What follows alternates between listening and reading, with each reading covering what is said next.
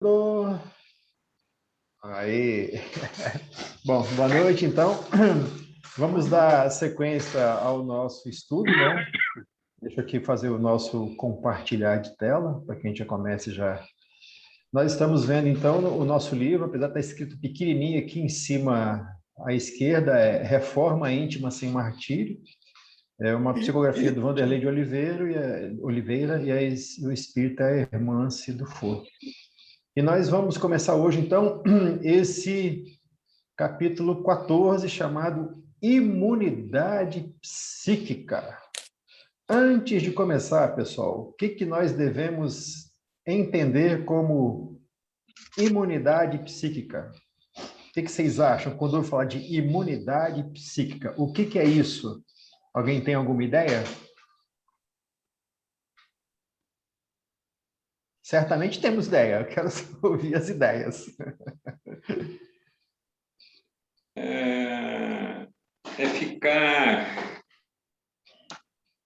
É criar uma barreira, se isolando de alguma energia negativa, não sei, né? Tem sentido, tem sentido. Psiquismo, né? Mente, né? Psiquismo, mente. Pensamentos de outras pessoas, sentimentos de outras pessoas, né? Ou ideias de outras pessoas. E a imunidade, né? Por comparação, somente por comparação, quando você se nutre convenientemente o seu corpo físico, né? Com as vitaminas, com os minerais e tal, você aumenta a imunidade do seu corpo, não é assim? Então, você fica menos propenso a adoecer, né, a ter essas coisinhas pequenas aí que às vezes acontecem, uma gripezinha, né, uma dorzinha de cabeça e tal. Se você se alimenta convenientemente, se você se nutre, né, se o seu corpo recebe as moléculas adequadas ao funcionamento dele, isso propicia uma imunidade física, né? Então, só Paulo, fala, meu amigo. tem uma controvérsia aí, hein? Ah, é? Fala. Porque quando a gente vai ficando idoso, essa imunidade cai muito, tá? É natural, é natural. As energias, né? A bateria vai descarregando, é natural. Mas mesmo assim, de uma forma geral, mesmo com idade mais avançada, se alimentando corretamente, você tem mais imunidade do que alguém da mesma idade que não se alimente corretamente. Então, o contexto, né, da nutrição seria nesse sentido. E aí, a gente está falando isso só para fazer um paralelo com a imunidade psíquica, né? Aparentemente, o texto ali está querendo dizer o seguinte: existe alguma coisa, alguma forma, né, de procedimento, alguma coisa que vai dar a gente imunidade psíquica. Infelizmente, eu gostaria de já começar logo, né, derrubando certos mitos. Infelizmente, não são alguns objetos materiais que vão nos dar imunidade psíquica, certo?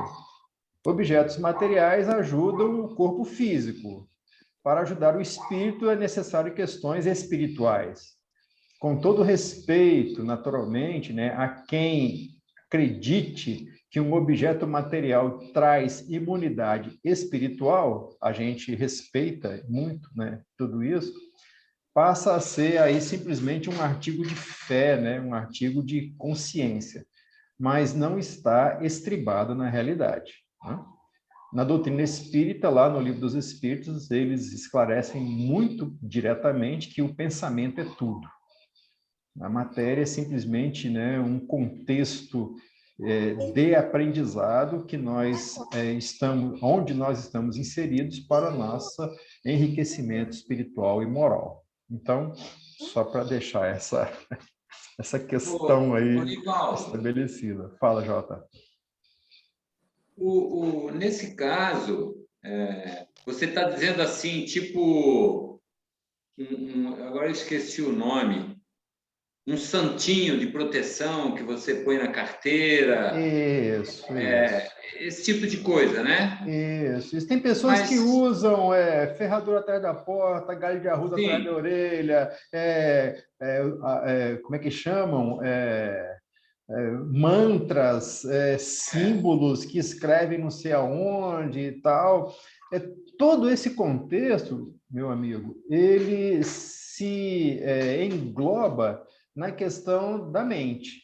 Se sim, aquela criatura imagina que aquilo ali dá alguma proteção, e tá. se essa criatura, por imaginar isso, ela se comporta moralmente com consistência, ela tem uma proteção pela consistência moral dela e não pelo objeto a quem ela devota um poder. Tá claro? Essa é a questão fundamental. Naturalmente que, como nós estamos falando, com todo respeito, né, quem assim procede, quem assim acredita e quem assim vive, tudo bem, é uma questão particular. Mas há pessoas que elas acreditam nisso e vivem no mal, vivem na desordem espiritual, achando que ainda estão protegidas, né? E aí, infelizmente, a vida em si acaba trazendo as consequências, né, e demonstrando que isso aí tudo é uma grande ilusão por parte da criatura. Mais uma vez, com todo respeito a quem assim proceda. Pra vocês terem uma ideia de como essa questão do respeito espiritual é tão forte e tão profunda, num dos livros do André Luiz, eu não vou conseguir lembrar verdadeiramente qual que é, talvez seja o Ação e Reação, eu não vou lembrar. Eles estavam numa caravana de trabalho espiritual e desceram até uma região de atendimento espiritual mais difícil, né? Aquilo que a gente chama de trevas, né? De umbral, de lugares mais difíceis. E lá tinha uma construção espiritual vinculada ao nosso lar, onde devotados trabalhadores estavam ali realizando um trabalho de equilíbrio, de assistência àquelas comunidades espirituais bastante resistentes ao bem. E aí, o André Luiz ele é levado até um local dentro dessa construção, como se fosse uma capela. E nessa capela tinha nas paredes nichos, eu não sei se vocês lembram disso, né? Disso, mas nichos. São pequenas reentrâncias na parede, né? Onde normalmente aqui na Terra, no caso dos templos católicos, especialmente, se coloca a imagem de um santo, né? Ou de uma santa. Então, o fiel, o devoto, ele chega naquele local, normalmente ele se ajoelha, né? E ele mentaliza aquela imagem, aquela devoção, aquela fé, e por isso que nós estamos falando que a gente tem que respeitar, porque são artigos de fé profunda, né? E aí, os espíritos explicam que o objeto em si, ele é simplesmente um meio de conduzir a fé da criatura, e isso é verdadeiro. E aí, lá no nosso livro, que o André Luiz fala, ele lembra que nessa capela tinha os nichos, só que os nichos eram vazios. E aí ele acha aquilo curioso e pergunta ao assistente que estava com ele por que daquilo. Aí ele fala, é porque cada criatura que vem aqui, de acordo com a fé que ela tem, ela vai ver naquele nicho aquela imagem da sua crença, da sua convicção. Então, ela projeta ali, na verdade, a sua fé, a sua bondade, o seu carinho, o seu amor, né? A sua devoção naquele nicho que visivelmente está vazio, mas para aquela pessoa não está mais. Isso tudo, pessoal, é só para dizer que quando nós estamos tratando de fé, e aí, no caso, para voltar à questão inicial do nosso estudo, de imunidade espiritual, nós estamos lidando com forças da alma, né? Que, independente de serem mais esclarecidas ou menos esclarecidas, são exatamente isso, né? Potências espirituais que têm que ser bem respeitadas. Quanto mais esclarecidas, naturalmente, né? Bem melhor para todos nós. Então, vamos lá. Normalmente, a irmã-se, ela se utiliza de um trecho de um livro, aqui no caso, de O Evangelho segundo o Espiritismo, no capítulo 28, item 9, né? Esse capítulo 28, item 9, o capítulo 28 é coletânea de preces espíritas, e o item 9, ele é parte da coletânea de preces para os médiuns. Então, aqui agora, ela já está direcionando melhor, né, o contexto da nossa lição de hoje. E aí, Allan Kardec que escreve um prefácio, né, e depois tem a prece em si. E é nesse prefácio que a Hermance vai retirar esses dois trechos. Na verdade, são dois pequenos trechos. Esse aqui é um dos trechos, e esse aqui é outro dos trechos lá de O Evangelho segundo o Espiritismo, e Allan Kardec assim se expressa, né? O médium que queira gozar sempre da assistência dos bons espíritos tem de trabalhar por melhorar-se. O que deseja que a sua faculdade se desenvolva e engrandeça tem de se engrandecer moralmente e de se abster de tudo o que possa concorrer para desviá-la do seu fim providencial. E aí ele continua, Allan Kardec falando, né? Lá no finalzinho. O médium que compreende o seu dever, longe de se orgulhar de uma faculdade que não lhe pertence, visto que lhe pode ser retirada, atribui a Deus as boas coisas que obtém. Então, esse é o contexto da lição sobre imunidade psíquica. E aqui a Hermance já deixa evidente para nós certos detalhes que Allan Kardec abordou com muita propriedade, né? Tem de trabalhar. Médium tem de trabalhar para quê? Para se melhorar. Então, não tem alternativas, né? A mediunidade não é um benefício para descanso ou para contemplações. A mediunidade é um trabalho. E a correlação de assistência dos bons espíritos está diretamente condicionada ao esforço do médium.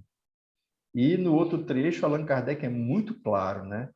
O médium que compreende o seu dever, longe de se orgulhar de uma faculdade que não lhe pertence, visto que lhe pode ser retirada, atribui a Deus as boas coisas que obtém. Infelizmente, né? Ivaldo, Fala. posso perguntar? Fique à vontade, meu amigo.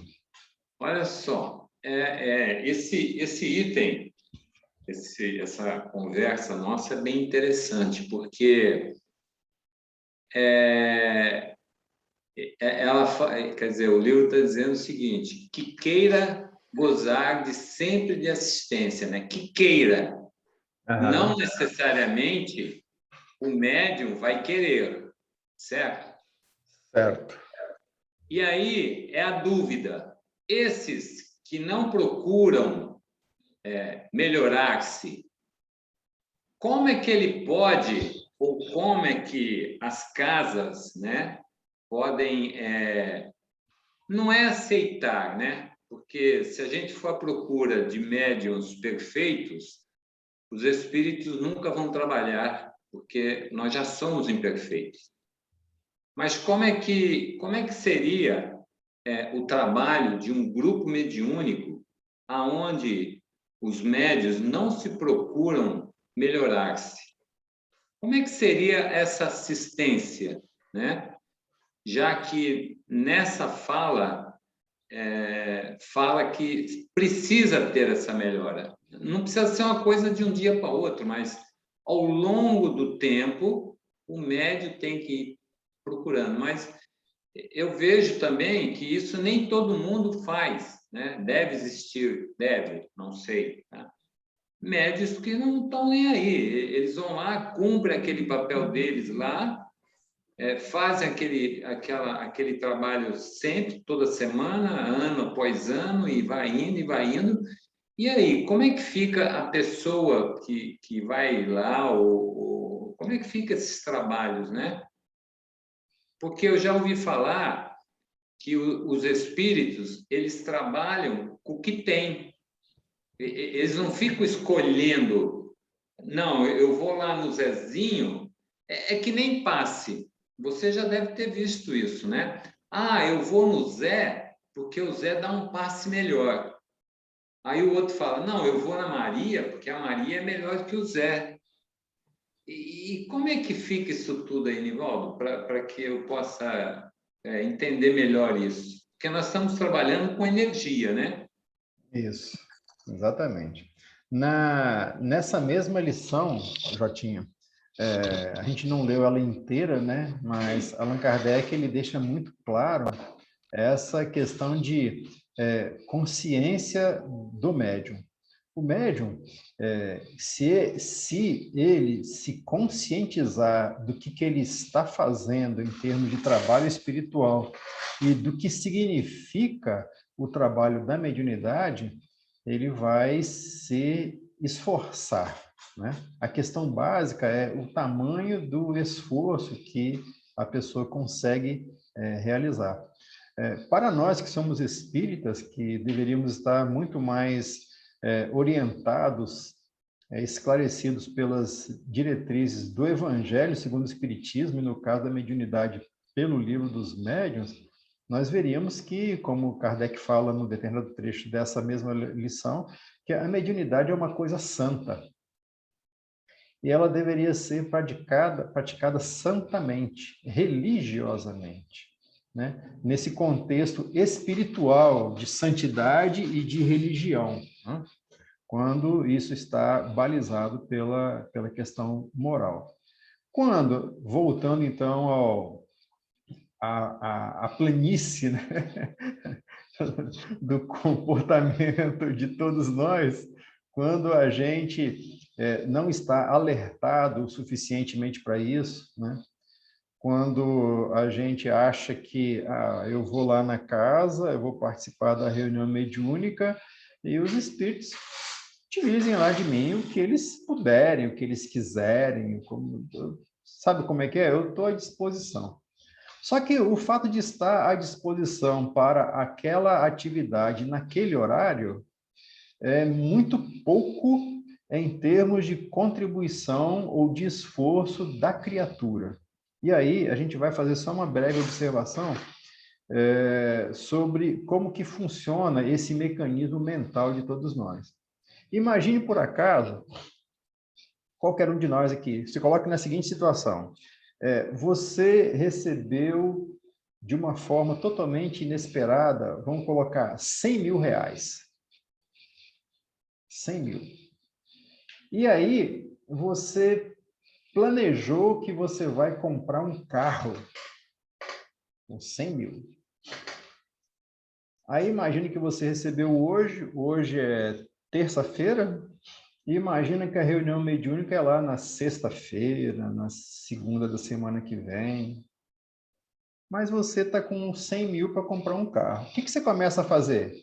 Você começa a visitar tudo quanto é concessionária, você começa a entrar na internet, olhar modelos e marcas e valores e não sei o quê, e características e não sei o quê, tamanho, altura, pneu, não sei o quê. Você começa a fazer a sua cabeça, a sua mente, o seu interesse todo girar em torno daquilo ali.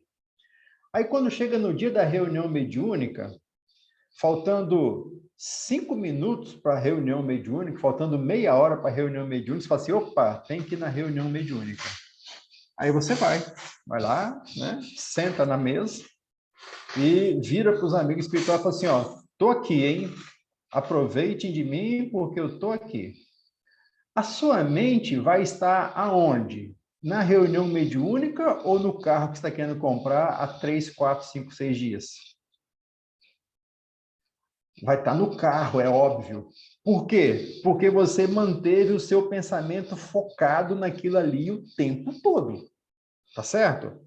Aí, quando o espírito amigo, o benfeitor espiritual está ali do seu lado, naquela possibilidade, naquele interesse de fazer com que você receba um espírito sofredor para ser tratado. Você até sente o espírito chegar perto de você, mas a sua mente ela está vinculada ao problema do carro. A sua mente, você não está na tarefa. Você está lá naquela questão do carro. Agora você imagina, tira os 100 mil, tira o carro e coloca qualquer outra questão do seu interesse mais imediato. Seja a preocupação de pagar conta, seja a doença sua ou da família, seja qualquer coisa, um acontecimento desses espetaculosos aí que a mídia de vez em quando divulga, qualquer coisa que você traga para você mesmo e você faça daquilo ali um momento do seu interesse, não tenha dúvida. Quando você vai para a reunião, a sua mente não está na reunião. A sua mente está onde o seu coração está. Lembra de Jesus falando? Porque aonde está o teu tesouro, aí está o teu coração. O teu tesouro não é só aquele dinheiro e riqueza, não. O teu tesouro é aquilo que está chamando você, que está prendendo você. Aí, Jotinha, vamos lá. Aí na reunião mediúnica tá lá. Aí o que acontece, cara? De vez em quando eu fico até assim triste quando eu lembro, né, disso. Mas imagina aí todo mundo sentado na mesa direitinho, olhinho fechado, todo mundo em silêncio. Aí alguém que está dirigindo vai falar assim: agora vamos libertar das nossas preocupações, dos nossos problemas. Aí automaticamente a pessoa assim pensa: eu tenho um problema. É mesmo, minha mãe está lá doente, não sei o quê. A pessoa falando: vamos concentrar, vamos pensar em Jesus e não sei o quê. Aí a pessoa pensa, mas amanhã tem que pagar a conta. Tá todo mundo olho fechadinho, bonitinho, tudo parecendo, né? Imagina o que os benfeitores espirituais estão olhando, pessoal. Imaginem isso, a questão da tarefa, especialmente da mediunidade, é algo muito sério, é algo muito profundo. Isso que eu estou falando, quando a minha mente não está viajando em coisas extremamente mais desagradáveis, mais agressivas, mais torpes, mais podres. É eu com a minha mente podre, sentado de olhinho fechado, falando de Jesus, e os benfeitores olhando para mim e vendo a minha energia toda podre. Percebe? É quase um faz de conta. É quase uma brincadeira de mau gosto isso. Nesse contexto, a doutrina espírita ela é tão clara, que em alguns momentos os espíritos falam o seguinte: é melhor que esse médium nem esteja na tarefa, porque ele não está contribuindo com a tarefa, ele está atrapalhando a tarefa. Tem um caso do André Luiz, de uma reunião, o livro é o terceiro livro, eu esqueci o nome. Mas o que acontece? Ele fala de uma reunião de tratamento físico. Aí chega para a reunião um senhor que era participante da reunião, todo belo, né? Imagina naquela época, terno, sei lá como é que é, todo, né, bonito e tal, e senta na tarefa e o André Luiz vai narrando o caso. O camarada, ele tinha comido, pessoal, imagina aquelas linguiças de porco com cebola bem legal mesmo, aquela coisa, né, energética. E ele vai para a reunião. Aí o que acontece? Um espírito, ele é destacado para isolar aquele senhor, para que as suas energias não atrapalhassem a condução da tarefa. Então, essa criatura, ela tinha que ficar em casa. Ela não podia estar na tarefa, porque ao invés de ajudar a tarefa, ela atrapalhou a atividade. Quando a gente fala de mediunidade, de trabalho no bem, nós estamos falando de pessoas que estão se esforçando para estarem equilibradas espiritualmente para realizarem a tarefa. Imagina aquele médium todo destrambelhado, aquela criatura que é toda descontrolada em todos os sentidos. Ela vai para a tarefa e chega lá, ela cria o maior fuzuê dentro da reunião. ela não consegue disciplinar-se a si mesma, ela não consegue disciplinar os espíritos que estão com ela consegue atrapalhar quem está querendo se concentrar, ela consegue confundir quem está falando, ela consegue deixar que os espíritos falem mais alto do que qualquer pessoa. Essa criatura, ela deveria ser tratada numa reunião de desobsessão como um médium obsidiado, e não como alguém participante de uma tarefa mediúnica. Quando eu falo isso, o pessoal acha que eu sou muito duro, que eu sou muito agressivo, que eu sou muito grosso. Eu estou falando porque a gente vê isso nas obras espíritas muito claramente. Se o objetivo é fazer com que o trabalho ele renda espiritualmente, é importantíssimo que os encarnados se conscientizem disso.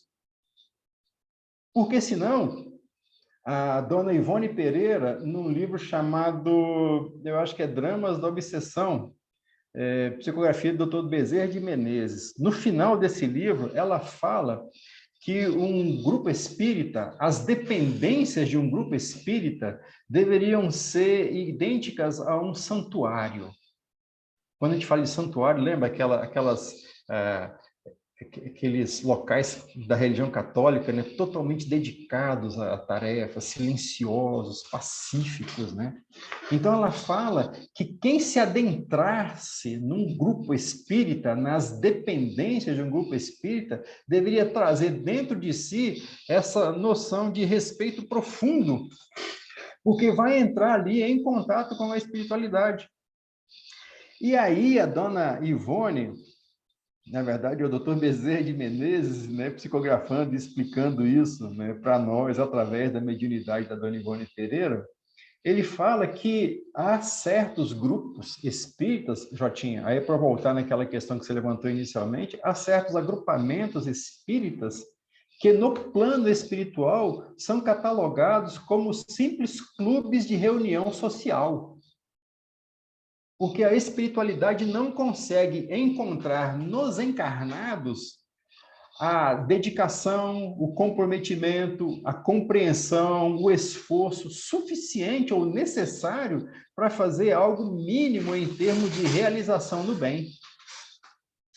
Então, essas criaturas, elas, e somos nós, né? É sempre bom falar, às vezes quando a gente está falando aqui, alguém pode pensar, tá ali o Davi malhando todo mundo. Não, não, eu estou malhando a mim mesmo. Eu estou, né? Esse grupo de autoconhecimento é bom por causa disso.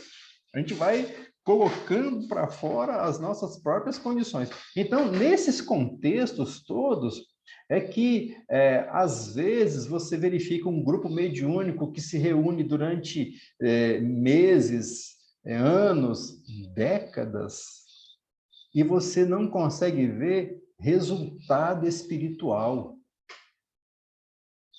Resultado espiritual significa, ao longo de tantos anos, aquelas criaturas que participam daquele grupo se tornaram, e vamos falar só dos encarnados, né? Se tornaram mais fraternas, se tornaram mais atenciosas, se tornaram mais caridosas, mais acolhedoras, percebe? Isso é resultado espiritual de trabalho em conjunto. Acontece, e eu presenciei uma vez, né, no grupo que a gente frequentava quando era jovem, do grupo ser pequeno, coeso, firmemente conduzido, e nós víamos resultados espirituais. Espíritos que eram atendidos, que eram verdadeiros, assim, acelerados, né, criminosos mesmo, atacando encarnados e coisas difíceis. E eram situações que iam sendo resolvidas ao longo de meses, sabe como? Por quê? Por causa da dedicação dos encarnados, por causa de uma direção espírita mediúnica bastante lúcida, bastante consciente, fazendo com que todo o grupo dos encarnados vibrasse naquele mesmo diapasão de esforço, de seriedade. Aí a espiritualidade começa a encontrar nos encarnados o suporte necessário para começar a trazer os problemas. Porque imaginem só, isso aí, o André Luiz também ele deixa claro lá no livro Nos Domínios da Mediunidade, quando ele vê pela primeira vez em ação um instrumento chamado psicoscópio. Eu não sei se vocês lembram disso.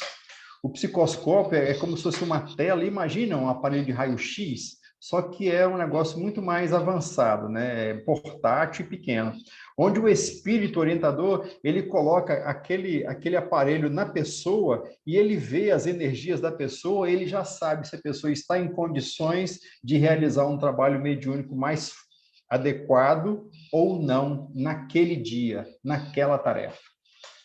Psicoscópio.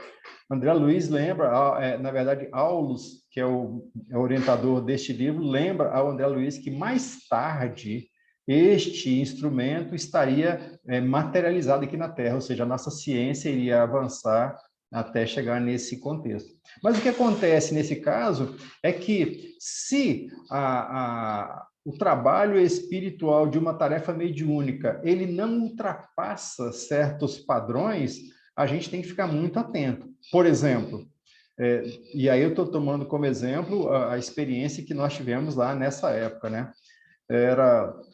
O nosso diretor era o seu Amadeu, já desencarnado, um senhorzinho pequenininho, mas de uma espiritualidade fantástica. Aí, quando acabava a reunião, aí ele falava assim para nós, hoje a reunião não foi boa. Mas por que, seu Amadeu? Não, porque nós atendemos pessoas que estavam com o pé quebrado, com dor de cabeça, com saudade de alguém e tal. Mas isso não é bom não, seu Amadeu? É bom, mas o nosso grupo ele é capaz de fazer muito mais do que isso. É porque hoje nós não estávamos em condição. Então, hoje a reunião não foi boa. Aí passavam algumas reuniões, aí ele falava assim, hoje a reunião foi boa. Quando ele falava, hoje a reunião foi boa, sabe o que acontecia, pessoal? A gente encarava cada pedreira de espírito duro, difícil, espírito agressivo, espírito rebelde mesmo. Aí ele falava, tá vendo? Quando a espiritualidade, ela sabe que o grupo tem condições de suportar ou de colaborar eficientemente, eles trazem os trabalhos mais difíceis. Quando eles veem que o grupo não tem capacidade, eles trazem trabalhos bem simples, bem fáceis. Entendeu, Jotinha? Então, o que acontece ao final de tudo é basicamente o seguinte: se as pessoas que participam do grupo mediúnico, elas não têm nenhum interesse em fazer nada que seja de próprio para que elas consigam ser melhores, infelizmente, a espiritualidade superior não vai estar também acompanhando essas criaturas. Sabe por quê? Porque um espírito superior, e aí quando nós estamos falando de espírito superior, só por comparação, né? Imagine aqui um encarnado que seja detentor de extensas responsabilidades em qualquer campo, né? Seja religioso, político, social, né? Comercial, uma pessoa dessas que é extremamente ocupada, extremamente demandada, que não tem tempo para si, para nada, porque está continuamente focada nas coisas que tem que fazer. Espíritos superiores são assim. Espíritos superiores, eles têm infinitas atividades com graus de complexidade e de diferenciação em relação ao que nós imaginamos que extrapola o nosso entendimento. Então, quando o grupo mediúnico fala assim, olha, pessoal, a nossa reunião mediúnica vai começar às 8 da noite e vai acabar às 9h30 da noite. Aí, os benfeitores espirituais, eles criam nas suas agendas superlotadas um intervalo de tempo para vir até os encarnados durante... Eles chegam 10 minutos antes, 10 para as 8 estão ali, 9h40 eles estão saindo. Eles chegam antes e saem depois, para dar a assistência espiritual para que a tarefa seja realizada, porque é um compromisso deles. Aí, quando eles chegam, tá ali, um com a mente podre, o outro pensando no carrão, o outro pensando na vizinha, o outro pensando em não sei o quê. Aí eles vêm uma vez, vêm duas, vêm três, vêm cinco, vêm 10. Aí lá para frente, eles chamam digamos assim, um outro espírito não tão avançado e com muito mais disponibilidade, assim, fulano, toma conta daquele pessoal lá, porque você vai aprender muito com eles.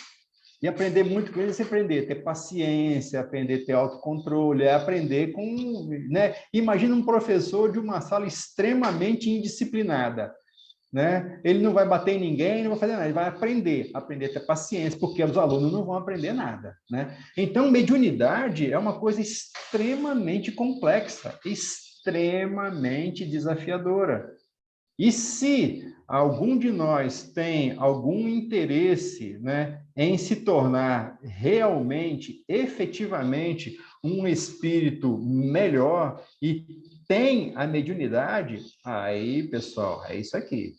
Tem que trabalhar para se melhorar. Tem que fazer esforço, e esforço contínuo e esforço repetitivo, porque aí surge um bom médium, né? Não é um médium grandioso, não é um médium famoso, não é um médium que escreve livros, não é nada disso. É um médium onde os benfeitores espirituais podem contar com ele continuamente para o trabalho no bem, dentro da casa espírita, na hora da tarefa mediúnica e fora da casa espírita no dia a dia, porque é alguém que está nesse esforço continuado. Tudo bem, pessoal? Demoramos muito. Eu estou até sem noção já. Já é 15 para as 9. Mas, enfim, aqui, para voltar na questão da imunidade psíquica, então, tudo isso que nós falamos tem a ver com imunidade psíquica. Tem a ver com proteção espiritual, não é? A proteção espiritual, ela é totalmente diferente, né, do que a gente está imaginando, né? Que é, a gente cria ao redor de nós uma carapaça, né? Uma armadura que nos protege contra qualquer tipo de interferência espiritual. Quem dera se fosse assim, não é, nunca foi e nunca será. A questão é, se o médium quer ser assistido pelos bons espíritos, ele tem que fazer a sua parte. E aí, só para a gente não perder a sequência, vamos ver aqui, então, pelo menos inicialmente, o que é que a nossa querida irmã se traz para nós em termos de explicações, né? Ou de iniciação desse capítulo Imunidade Psíquica. As tarefas sucediam-se umas às outras no nosocômio Esperança. Esse aqui é um hospital no plano espiritual, tá? Então, ela participa de um hospital no plano espiritual. Nosocômio, em bom português, é casa de doido, né? Aqueles hospitais psiquiátricos. Então, lá nesse caso, as tarefas estavam firmes, né? A obra de amor do apóstolo sacramentano tornou-se polo dispensador das bênçãos da complacente misericórdia. O apóstolo sacramentano é aquele famoso espírita que nasceu em Sacramento, em Minas Gerais, Eurípides Barçanufo. Então, foi o Eurípides Barçanufo e mais um conjunto de espíritos desencarnados que criaram esse local no plano espiritual para atendimento, né, a desencarnados. Naquela manhã, antes mesmo do sol afugentar a madrugada, preparávamos mais uma caravana de aprendizado. Iríamos acompanhar Dona Maria Modesto Cravo. A Dona Maria Modesto Cravo, quando encarnada, ela era médium e ela participou da criação de um hospital lá em Uberaba, se não me falha a memória, né? Onde também participavam lá outros espíritos, outros encarnados que depois, no mundo espiritual, se juntaram a ela e ao seu Eurípides para constituir, né, e tocar lá o nosocômio Esperança. Iríamos acompanhar a Dona Maria Modesto Cravo em atividade de assistência fraternal na Terra. Então, vamos aí, uma caravana de aprendizes, né, ou de tarefeiros com alguns aprendizes, vindo até o plano dos encarnados. Convidamos uma pequena equipe de jovens que faziam seus primeiros estágios de aprendizado junto à crosta, depois de alguns meses de adaptação pós-desencarne. Então, jovens, necessariamente não espíritas, né, mas desencarnados e equilibrados, que já se adaptaram ao mundo espiritual e então vão ser convidados a começar a fazer esse trabalho de comunicação, vamos falar assim, né? Com o mundo material. Rumamos para o local previamente combinado e lá encontramos Dona Maria Modesto e outros amigos do hospital. Após os cumprimentos, ela explicou-nos a atividade com detalhes nesses termos. Nossa intercessão dessa hora é providência de urgência em favor de Cesário, dedicado médium da Seara Espírita. Então, já vemos aí que vai ter realmente, né, alguma questão de imunidade psíquica envolvendo médiums, né? Envolvendo tarefa mediúnica. Nosso irmão tem se apresentado com disposições valorosas ao trabalho, razão pela qual as investidas espirituais perseguem-no com programação perseverante. Isso aqui também é uma outra questão que faz parte do contexto espiritual de todos nós, pessoal. Toda vez que qualquer um de nós se dedica a alguma atividade no bem, quando nós nos dedicamos a cultivar a luz espiritual em nossos caminhos e, de alguma forma, contribuir para a iluminação de outrem, não tenha dúvida, haverão investidas espirituais de perseguição. Não tenhamos dúvida disso, né? Porque há espíritos que não desejam ver a luz se multiplicar na Terra. Então, todo aquele que, de alguma forma, faz a luz aparecer, ele atrai também, naturalmente, esses perseguidores que perseveram. Não são alguém que vem dar uma batidinha na sua porta e vai embora, não. É alguém que vem e fica, né? Meninos, eu vou pedir licença, porque eu preciso buscar minha filha agora no serviço, de coração partido. Tudo bem. Depois você vê o resto da gravação. Fiquem com Deus, até terça.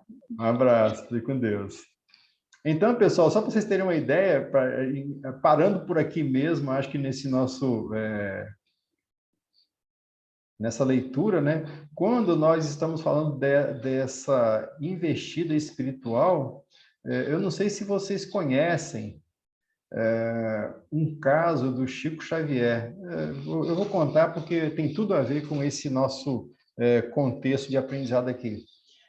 O Chico e foi, né, aquele encarnado médium espírita cristão que deu exemplo de sua vida, né? Não só durante o trabalho no centro espírita, né? Mas da sua vida de dedicação incondicional ao bem. E o Chico já tinha, imagina aí, sei lá, 10, 20, não sei quantos, 30 anos de mediunidade, de trabalho no bem. Aí contam que uma vez apareceu para ele um desses espíritos inimigos do bem, né? Esses agressores espirituais, esses que querem destruir a luz, né? Como nós vimos aqui a irmã se falando, toda vez que a luz começa a aparecer, os inimigos da luz também aparecem. Aí ele chegou e se apresentou ao Chico e falou: eu vim aqui para te destruir e não vou te dar descanso até eu conseguir acabar com o seu trabalho aqui. Aí dizem que o Chico, meu irmão, muito bom, então seja bem-vindo, né? Vamos continuar nosso trabalho. Falando assim, parece bem fácil, bem simples, mas imagine o que é uma antena psíquica como era a do Chico, captando tudo, o tempo todo, de todas as pessoas, ter junto de si, 24 horas por dia, um inimigo do bem ali acompanhando continuamente o seu trabalho. Qualquer um de nós se desequilibraria, porque a gente se desequilibra até quando o mosquito morde a gente, né? Imagina com um obsessor desse quilate junto a nós. E dizem, então, que o Chico foi suportando aquele companheiro porque é um companheiro, né? É um irmão nosso, né? Em nome de Jesus, é um amigo espiritual. E ele foi durante 2 anos ininterruptos, dia a dia, consecutivos, né? Tentando desequilibrar e prejudicar o Chico. Aí o pessoal comenta que depois de 2 anos ele apareceu para o Chico e falou assim: eu desisto, eu não aguento, eu não consegui acabar com você, eu não consegui acabar com o seu trabalho e eu não tenho mais condições de continuar porque eu não consigo. Aí dizem que o Chico, aquele mesmo jeitinho dele, né, virou para o irmão e falou assim: não, meu irmão, não vai embora não, eu já estava acostumando com você, fica mais. Então, é como a luz suporta e vence, né, a treva, como convence a treva. Não é através de fuga, não é através de oração amedrontada, não é através de um símbolo ou de uma, né, abstração qualquer. A única forma de vencer, e aí é como criar essa imunidade psíquica nesse patamar, é quando a gente consegue se manter equilibrado apesar de tudo. Talvez esse seja, né, aqui no nosso aprendizado da Terra, o grande desafio que nos compete. A manutenção do equilíbrio espiritual em qualquer circunstância. Ainda hoje nós estávamos lendo uma mensagem do Emmanuel sobre a fé, e ele falava que, em outras palavras, né, a gente até divulgou hoje no nosso grupo de mensagens, né, que a fé, ela só digamos assim, considerada fé verdadeira quando ela se compõe de trabalho e de ação. Não é a fé de boca para fora, não é a fé reflexiva, a fé ajoelhada, a fé, eu tenho fé que... Não. E aí ele começa a exemplificar esses valores da fé, e aí ele toca nesse ponto, né? Quando tudo está ruim, estou aqui resumindo de uma forma bastante simples e até bem banal, né? O contexto geral, mas quando tudo está ruim e você consegue se manter bem, fiel, moralmente equilibrado, aí você pode dizer que você tem fé. Ou seja, deu tudo errado financeiramente, confiemos em Deus. Deu tudo errado em termos de saúde, confiemos em Deus. Deu tudo errado de tudo quanto é jeito, confiemos em Deus. E esse confiemos em Deus significa mantenhamos o equilíbrio, mantenhamos a compostura moral, né? Confiantes e continuamente trabalhando na direção do bem, apesar de tudo. Isso é ter fé. Então, é nesse contexto que esses espíritos, quando vêm até nós, quando reencarnam, né, como foi o caso, na minha humilde opinião, do Chico Xavier, um espírito quase puro, né, quase perfeito já, ele vem e traz, na sua bagagem, ele não traz um exemplo de palavras, ele traz vida, ele traz vivência. E essa vivência, ela porque exemplifica, né, carregada de atitude, ela deixa bem clara a diferença entre o que nós ainda queremos ser e o que eles já foram. Um dia ele falou, né, se eu fosse esperar recursos para começar a ajudar as pessoas, eu nunca teria começado, né? Então, o trabalho do bem, o benefício que a gente pode fazer a outras pessoas, às vezes a gente coloca uma série de requisitos para que possamos começar. Essa fé fala o seguinte: começa que o auxílio virá. E sempre vem, né? Sempre veio e sempre vem. E é exatamente nesse contexto que esses espíritos, né, acabam lidando e acabam atraindo esses inimigos do bem que, mantido o nosso esforço, esses inimigos do bem, eles só têm duas opções, que foi o caso exemplificado por esse, né, amigo que foi até o Chico Xavier. Duas opções. A primeira delas, continuar junto e começar a aprender o bem. E a segunda, sair de perto. Então, a única, digamos assim, a única imunidade espiritual que nós temos ou teremos, ela deriva quase que diretamente do nosso esforço particular no bem, em continuarmos a fazer o bem, apesar de todas as dificuldades. Porque os nossos, os espíritos, né, esses que não nos querem bem, eles vão continuar fazendo o trabalho deles. Mas se nós continuarmos com o nosso, vai chegar num ponto onde ou eles vêm junto conosco ou eles se afastam. E aí a coisa flui, né? A coisa anda. Naturalmente, não estamos aqui falando de nós mesmos, né? Estamos falando de uma condição que ainda não alcançamos, mas que todos alcançaremos um dia, né? Apesar de tudo, o tempo e a disposição do bem estão ao nosso dispor sempre, né? Muito bem, pessoal. Alguém quer fazer algum comentário a mais?